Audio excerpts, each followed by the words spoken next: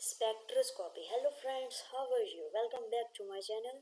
And आज हम पढ़ाई आज हम पढ़ाई करेंगे स्पेक्ट्रोस्कोपी के बारे में। ओके, सो चलो स्टार्ट करते हैं। आज का हमारा टॉपिक है स्पेक्ट्रोस्कोपी के बारे में।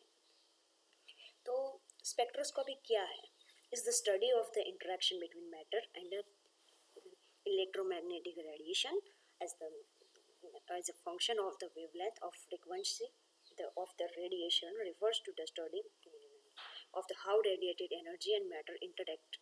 The energy is absorbed by the matter creating an excited state.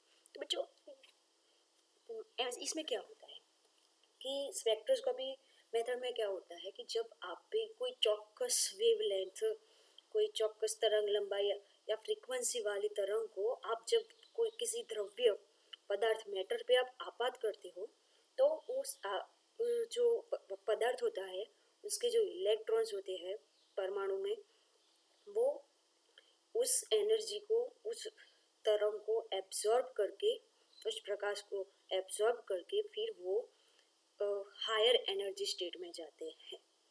और फिर हम जो अभ्यास करते हैं उसका हम स्पेक्ट्रोस्कोपी में समावेश करते हैं, यानी कि प्रकाश की मदद से हम द्रव्य में जो प्रतिक्रिया और प्रकाश की वजह से जो प्रतिक्रिया होती है द्रव्य में एब्जॉर्प्शन से, इसके बारे में हम स्पेक्ट्रोस्कोपी में अभ्यास करते हैं। ओके, तो अब हम बात करें कि स्पेक्ट्रोमेट्री। तो स्पेक्ट्रोमेट्री में क्या है बच्चों कि देखो, is the application of spectroscopy so that there are quantifiable a result that can be assumed. It is the measurement of the interaction between light and matter and the reaction and measurement of the radiation intensity and wavelength. इसमें क्या होता है बच्चों कि हम प्रकाश और द्रव्य हमारे जो पदार्थ के बीच में जब आपात करते हैं, जो एब्जॉर्प्शन और रिएक्शन होती है, जो चेंजेस आते हैं, इसका हम मेजरमेंट कर सकते हैं स्पेक्ट्रोमेट्री में। हम उसके कितना तरंग लंबाई हमको आपात करना चाहिए, हमारी वेवलेंथ कितनी होनी चाहिए, हमारा फ्रीक्वेंसी कितना होना चाहिए एब्जॉर्प्शन के लिए, इस सब का जो मापन कर सकते हैं ना, वो हम स्पेक्ट्रोमेट्री में उसकी पढ़ाई करते हैं। ओके, और in the other words, it's a method of studying and measuring a specific spectrum, and it's widely used for spectroscopic analysis of sample materials. मैंने बताया ना कि इसकी मदद से हम ये जान सकते हैं कि कितनी तरंग लंबाई वाला तरंग, कितनी आवृत्ति वाला तरंग हमको आपात करना चाहिए, कितना ज़रूरी है हमको, यानी कि हम उसका मापन कर सकते हैं जो हमारी फ्रीक्वेंसी और वेवलेंथ का, उन सब का और एब्जॉर्प्शन का। तो अब हम फाइनली बात करते हैं स्पेक्ट्रोफोटोमेट्री के बारे में। It refers to the use of light to measure chemical concentration. It is a method to measure how much a chemical substance absorbs light by measuring the intensity of light as a beam of light passes through sample solutions. The basic principle is that each compound absorbs or transmits light over a certain range of wavelengths.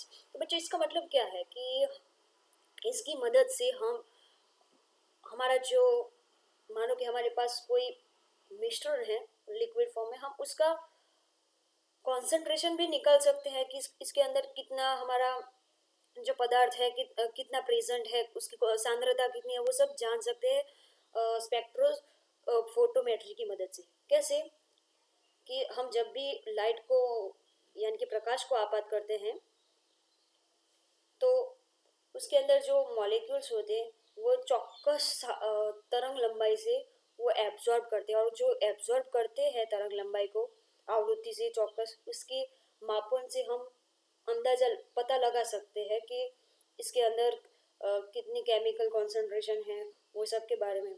इसकी मदद से हम spectrophotometry की मदद से हम किसी भी पदार्थ की केमिकल की कॉन्सेंट्रेशन जान सकते हैं। और हम ये भी जानते हैं कि हर एक पदार्थ की एब्जॉर्प्शन करने की क्षमता अलग अलग होती है। सब एक ही तरंग लंबाई पे एब्जॉर्ब नहीं करती। सारे पदार्थ